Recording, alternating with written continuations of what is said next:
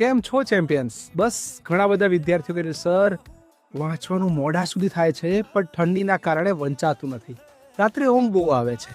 તો દોસ્તો, તમારા માટે આ 5 સૌથી અગત્યની ટિપ્સ લઈને આવ્યો છું કે જો તમે આને ધ્યાનમાં લઈ લીધી તો તમારે વાંચવાના 1-2 કલાક વધી જશે. નંબર 1, જ્યારે બી વાંચો બેસો ત્યારે પૂરતી લાઇટ, સફિશિયન્ટ લાઇટવાળા વિસ્તારો વાંચો, જેથી ઊંઘ આવવાનું પ્રમાણ ઘટી જાય. નંબર 2, જ્યારે વાંચો છો ત્યારે ખાસ એક શબ્દ બોલું છું, મોબાઈલ અને લેપટોપ દૂર રાખીને વાંચો, એટલે વારે ઘડી ધ્યાન બી ના ભટકે અને મોબાઈલ કે લેપટોપમાં જોતા જોતા ઊંઘ પણ ના આવે.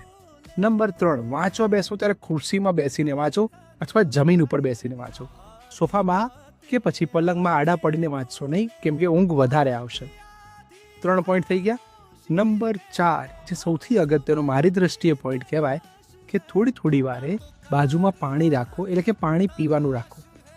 એનો મતલબ કે 20-25 મિનિટ થાય એટલે થોડુંક પાણી પી લો, થોડુંક ગરમ પાણી સહેજ પી લો, અને જેવો 1 કલાક જેવું થાય તો ઊંઘ આવવાનું પ્રમાણ વધશે, કારણ કે બધા સૂઈ ગયા હશે, તમે એકલા જાગતા હશો, તો ઊંઘ આવશે.